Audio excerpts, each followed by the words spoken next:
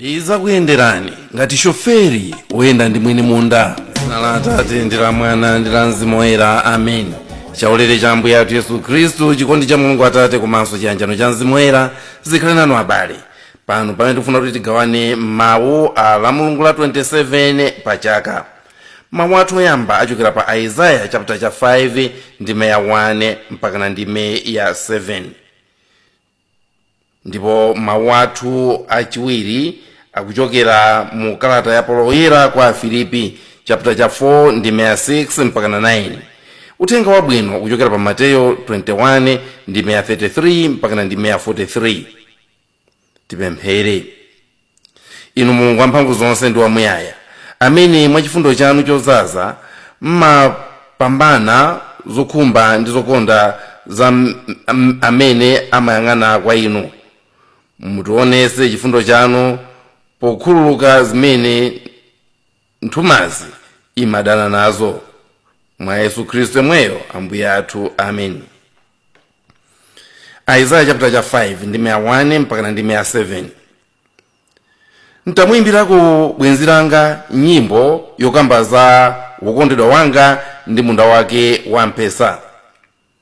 Wokondedwa wanga anali ndi munda wamphesa pa phiri la Nthalika yachonde. Adatipula nachosa miyala yonse ndipo adawokamo mipesa yabwino kwa basi. Adamanga nsanja pakati pa mundawo nasema mopondera mphesa mkati momwemo. Adayembekeza kuti mundawo uzabala mphesa zabwino, koma ayi unabala mphesa zachabechabe. Ndi wokondedwa wanga akuti, inu amene mmakhala ku Yerusalemu ndi inu anthu a ku Yuda, ndakupemphani taweruzani pakati pa ine ndi munda wanga wamphesawu. Kodi chilipo chinanso chimene ndidayenera kuchitira munda wanga wamphesa koma sindidachite?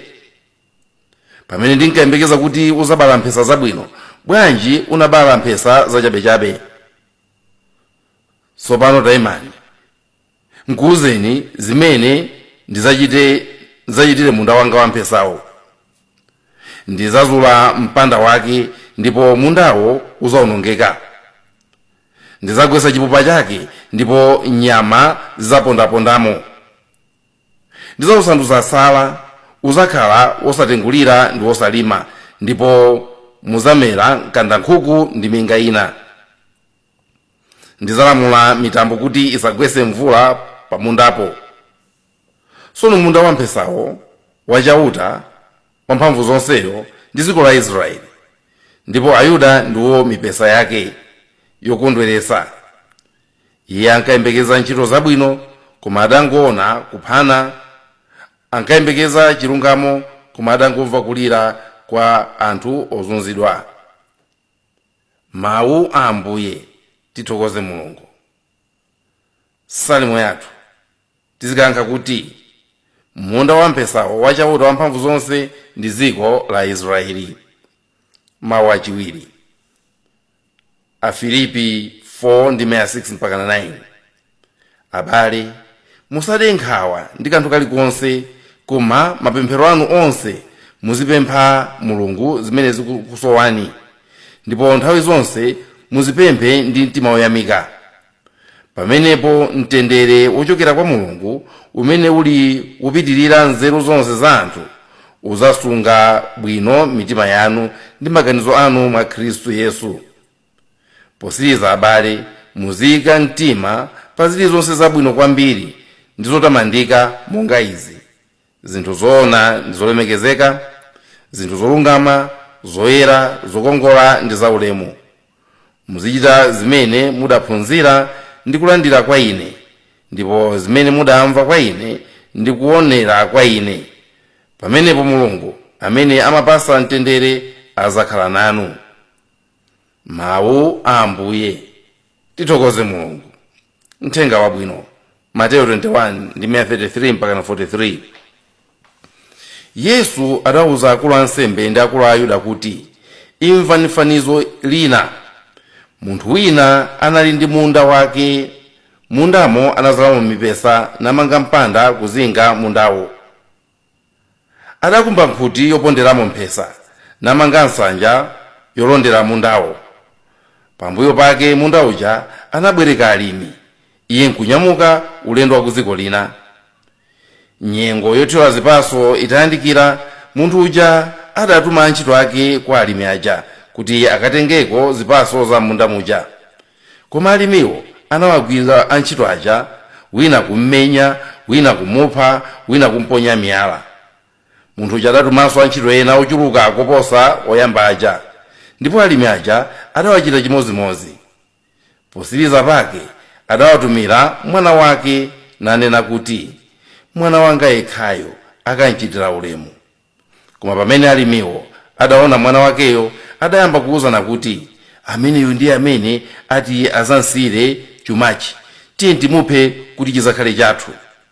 Tsono anamgwiradi namponya kunja kwa mundawo nkumupha. Kodi mwini munda wamphesa uja akazafika azawatani alimi aja? Iwo adati azawapha muwazunza alimi oyipawo. Munda uja nkubwereka alimi ena amene azampasa zipaso zake pa nyengo yake. Yesu adafunsa kuti, kodi monga simunawerenge malembo akuti, mwala umene amisiri omanga nyumba adawukana, omwewo wasanduka mwala wapangodya wofunika koposa. Ambuye ndiwo adachita zimenezi, ndiponso tidabwisa kwambiri.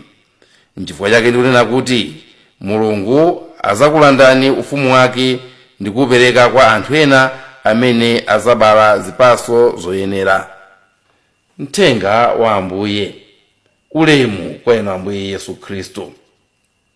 Abale anzanga, ndikuti ndizabwera kwanuko ndipo ndizakupezani ngati Shoveli Woyenda ndi Mwinimunda. Shoveli ndi ndani? Shoveli ndi driver amene amatengerwa kuti anyamule akuluakulu mbuyomu aziyenda nawo madera osiyanasiyana. Ndiye lero ndailowa ya ushoferi kuti ndinyamule Mwinimunda akhale kumbuyoko, ine driver wake pasogolopa, kupita khomo ndi khomo, kupita kwanu kulikonse, kubwera ngakhale kumphakati kwanu, kubwera ngakhale kuchalichi kwanu, kubwera ngakhale ku State House. Nditanyamula Mwinimunda, Shoveli wa Mwinimunda. Paulo Oyera pomulembera Timoteyo za mawu a Mulungu anamuwuza za mmene akuyenera kuwagwirisira ntchito mawuwo. Anamuwuza kuti awagwirise ntchito polozera anthu zolakwa zawo, powazuzula komanso powaphunzitsa ndi kuwalimbitsa mtima. Lero mawu athu akumera miyendo iwiri. Mwendo umodzi ukuloza zolakwika ndi kuzuzula, ndipo mwendo winawo ukufuna kulimbitsa anthu mtima. Inu tili m'dziko lapansi limene Mulungu mwa chikondi chake adalilenga ndi kutipasa ife tonse. Tili mu dziko limene Mulungu adalilenga ndi kulipereka kwa anthu oti aliyendese. Mawu aja lero akukamba za dziko limene ngati munda Mulungu alipereka kwa anthu. Dziko limene lili akulipereka ngati ndi munda wamphesa. Inu ndine ndife munda. Mphakati wanu ndi anthu ake ndi munda. Banja lanu ndi anthu ake ndi munda. Parishi yathu ndi anthu ake ndi munda. Diocese yathu ndi anthu ake ndi munda. Dziko lathu ndi anthu ake ndi munda. Chimozimozi wanu. Munda umenewu ndi munda umene ukumva kukoma koopsa kuti iwowo ndi munda. Ndi munda umene ukudikira kuti utuluse zipaso zokoma kwambiri. Mawu oyambaja tikumva Mulungu amene ndi mwini munda umenewu akunyada. Ndipo kunyada kumene kuku ndi kunyada kumene ngakhale munda awonawonso ukumva nawo. Nawo munda uja ukunyada nawo, ukumva nawo kukoma. Munda ukunyada kuti iwo uli ndi malo abwino apaphiri. Munda ukumva kukoma kuti ndi wosalala upanda miyala, chifukwa Ambuye ake anachosamo miyalayo. Munda ukumva kukoma kuti uli self-contained, muli nkhuti yopondera zinthu, chifukwa zokolola zake akazitolera azizikonzera mommo. Munda ukumva kukoma uwu kuti uli malo otetezedwa, chifukwa uli ndi mpanda wowuzungulira komanso nsanja yoti alonda atakumakhala pamenepo. munda umene mulungu mwini wake wa mwinimunda anaulenga munda wabwino. Ndiye monga mmene amapangira akamuzu kuti mu nthawi yake amanyamuka ndi kumayendera minda yake kuti aone kuti kodi anthu akupanga bwanji m'mindamo. Inonso lero ndikuti ndinyamula mulungu, ndimtenga mulungu mwini munda, ndipo ine ngati shoferi wake ndibwera pakhomo panu pompo. Ine ngati shoferi wake wa mwini munda ndibwera kumphakati kwanuko, ndipo ine ngati shoferi ndibweranso ngakhale kuboma komweko kuti mwini munda azayendere munda wake. Tikamayenda m'mizimu timaona minda yosiyanasiyana. Pobwera kuno ndimaona minda yonyada kwa basi, minda yomva kukoma, muli green yekhaeka, minda ya tea. Kumachita kusiririka, munda ucho kumachita kuoneka kuti munda ukumva kukoma. Kumachita kuona kuti komatu munda uwu ndiye ukumva kunong'omera. Munda uwu ukumva bwino. Kuli mabanja kunja kuno oti kuwaona anthu ake ukayang'ana ndikumaza kuti komatu awa akulimva kukoma banja, akulimva kukoma. Uku akuyendera limozi, kumagwiriza anawo pankono, ulendo kuchalichi ngati banja. Kumachita kuona kuti awa banja akulimva kukoma, nachulana timaina tabwino. Kuli mipakati kunja kuno yoti kuiona ndikumaza kuti koma anthu awawa mphakati akumva kukoma. Likakwana siku la mphakati aliyense kuchena bwinobwino ulendo kumphakati. Mukupita kuti ndikupita kumphakati. Anthu akumva kukoma mphakati. Akumatha kukonza chaka chokondwerera nkhoso yawo ndikumaza jera limozi ngati mphakati. Chitibu chawo chili apo chi bluetooth. Akugwira ntchito limozi za chifundo ngati ana abanja limozi. Uku akuimba nyimbo zawo. Tikufuna kuti parishi yathu ino nayo ikhale parishi yomamva kukoma. Kunja kuno kuli madayosisi omamva kukoma kubana kuti komatu anthu a dayosisi akumva kukoma. Kuli maiko kunja kuno omamva kukoma.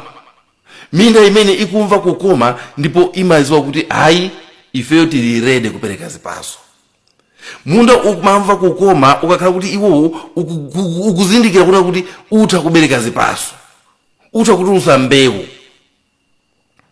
Komano mawu oyambaja ndi mawu achiwiri mukupezeka madando kuchokera kwa mwini munda.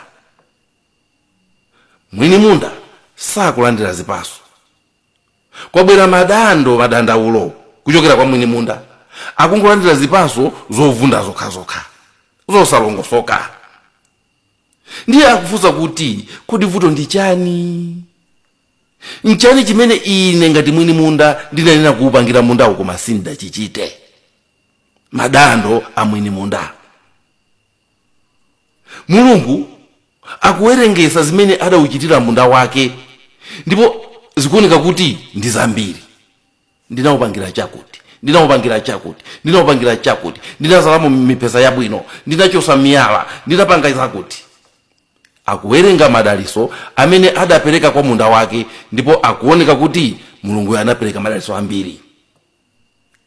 Lero ndikufuna kubwera kwanu konko ngati Shoveli Woyenda ndi Mulungu. Ndikufuna kubwera kwanu konko ngati Shoveli Woyenda ndi Mwinimunda. Ndipo Mulungu amene ndikabwera naye ndikufuna azawerengese inu muli pompo mutakhala pasi madaliso amene anakupasani kubanja kwanu. Azawerengese madaliso amene anakupasani inuyo ngati munthu. Ndikufuna muli pompo mutakhala pasi azawerengese madaliso amene adapereka kumphakati kwanu. Azawerengese chimozi zimene anakupasani mparishi mwanu. Ndikuti ndibwera naye ngati Shoveli onyamula mwini munda kuti Mulungu ameneyi awerengese, pakuti analenga ndiye zonsezi. Ziko lina analenga ndiye, awerengese zimene adawonongera pa ziko la Malawi limene anakupasani inu. Azawerengese kudala kwa ziko lathu la Malawi. Ndibwera naye ndithu Mulungu. Mmene ndikuziwira anthu ambiri moyo wawo siwosiririkanso ayi.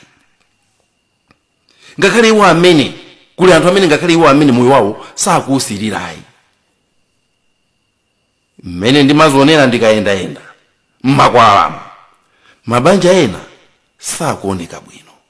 sakuoneka bwino lopang'ono. Mmene ndimazionera nkamayenda mipakati ina amalemu enieni, amalemu yokufa. Mmene ndimazionera nkamayenda m'madayosisi enamu, mmene ndikuonera ndikamayenda dziko lathuli, ayi nsanza zenizeni. Ndipo sindikukayika kuti Mulungu ndikabwera naye azakulilirani akazawerengesa zonse zimene anakudalisani nazo, azazilembatu ndikuti bwinobwino papepa, ndikukuwuzani kuti inuyo muyang'ane. Azalemba chimodzi nakudalisa ndi chakuti tayang'anani chilipo inu nakudalisa ndi chakuti tayang'anani chilipo inu nakudalisa ndi chakuti chilipo azawerengesa zonse inu mulipompo mudakhala pansi. Azakulilirani ndipo azakufunsani nchani chimene ine kuchita koma sindinakuchitireni, kuti moyo wanu uziyenda mupingasa chonchi, kuti banja lanu lizikhala losakoma chonchi, kuti dziko lanu lizikhala chipsinjo chonchi. Ndi chani chimene ine ndinanena kuchita koma sindinakuchitireni? Ndi chani chimene ndinanena kupasani koma sindinakupaseni? Funso limene azafunsa. Ndikuti ndikubwera konko ngati Shoveli wa Mwinimunda. Ntchito yanga ndikumuyendesa, ntchito yanga ndikukhala driver, ndikumangomuyendesa. Sinzalolera nawo zanuzo muzakambirana nokha. Komano lero muli ndi mwayi kuti ine ndasogola ngati Shoveli Woyenda ndi Mulungu, mneneri Woyenda ndi Mwinimunda, kuti ndikuwuzirenitu zimene iye azapange, ndipo mukonzeretu zinthu. Mavuto onse amene aonedwa m'mawu oyamba aja, mavuto onse amene azakaoneke kwanuko ndikabwera naye Mwinimundayo, mavuto onse amene azaoneke kumphakati kwanu, kandi kuchalichi kwanu, kandi dziko lathu, yankho lake, gwero lake likuululidwa m'mawu a Uthenga Wabwino. Chifukwa chani munda ulivwapha chonchi? Chifukwa chani banja lili masanza okhaokha? Chifukwa chani munthu sakuoneka bwino? Chifukwa chani dziko lathu likuoneka lowawa? Ndikuti yankho lake likupezeka mu Uthenga Wabwino. Ndipo yankho lake ndi matenanti. Vuto ndi matenanti. Matenanti amenewa ndi anthu amene abwerekedwa umwini kuti ayendese munda uja. Munda utakukhala ndi zonse, munda utakukhala wodalisidwa, koma ngati amene abwerekedwa umwini sali bwino, alibe mtima wabwino, munda uja sungabereke zipatso. Ndipo mwini munda uja amakhalira kudandaula, amene ndi Mulungu, amakhalira kudandaula. Matenanti amenewa ndiye asogoleri. Amenewa ndi amene akupangisa munda kuti usamamve kukoma kumene minda ina ikumva. Munda omwewu umene usakubereka bwino, tikautenga ndi kumpasa tenanti wina, muona kuti wayamba kukhala munda osangalala. Kodi ino dziko lino la Malawi sanalitenge bingu, dziko ndikumakoma? Koma dziko lomwe likulitenga kuwapasa ena ndili likunyung'unyani. Kodi vuto ndi dzikoli? Ayi, ndiye kuti ndikutitu ndikubwera naye. Ine ndi Shoveli, ndikubwera naye Mwinimunda. Ndipo iyeyo azawerengesa madalitso amene anakupasani. Vuto si china, matenanti. Amene ndi amene akupangisa kuti zinthu zisayende. Munda wosangalala bwinobwino, mukautenga ndi kumpasa tenanti wina, muona kuti munda uja wayamba kutitimira, palibe chilipo. Akati anthu azisinthana mabanja, banja lomwelo limene lisakuyenda bwinolo, mutalitenga ndi kumuyika wina kuti aliyendese, muzadabwa banja lokhala lomwelo. Nkhani ndi usogoleri. Ngati kwanu kuli vuto, muzifunse kodi tenanti ndi ndani apa, amene Mulungu wabwereka umwini. Mulungu anakubwereka moyo wako kuti iwe uyendese. ukuona namanena kuti moyo ndi wako koma iweyo ukuziwa kuti iweyo ndiwe tenant chabe, ukuziwa kuna kuti wangobwerekedwa moyo. Kodi tenant moyo wako ukuyendesa bwanji? Kuli anthu ena mazipanga nkhanza moyo okhala wawo osazisamalira. Matenanti amene mukuyendesa mabanja mukuyendesa bwanji? Matenanti amene mukuyendesa miphakati, amene mukuyendesa maparish, amene mukuyendesa madiocese, amene mukuyendesa zikoli, ngati zisakuyenda lero maso ambiri ali kwa inu. Nchifukwa chani munda sukubereka zipaso? Inuyo mukuziwa kuti president wathu atangotenga kumene utenanti oyendesa ziko lino ananena kuti ngati patapite zaka ziwiri munda usakubereka zipaso, ukubereka zipaso zoola, ine utenanti ndi usiya. Anaterotu. Chifukwa chani? Amaziwa kuti nkhani si munda ndi odalisidwa, koma tenanti amene ali pamenepo ndi amene ali vuto, ndi amene apangisa kuti mundawo usamabereke. Vuto ndi tenanti. Matenanti amene tikuwamva mu Bible mu makwalero, vuto lawo ndi chani? Mavuto lawo ndi chani? Vuto namba 1, ali ndi mtima wofuna kulanda munda. Ndanena paja kuti tenanti umangobwerekedwa, koma matenanti amene tikupeza muthenga wabwino aja ali ndi vuto lofuna kulanda munda, kusamvesa kuti mundawo achita kubwerekedwa, koma akutenga kuti ndi wanga, akutenga kuti ndi wawo.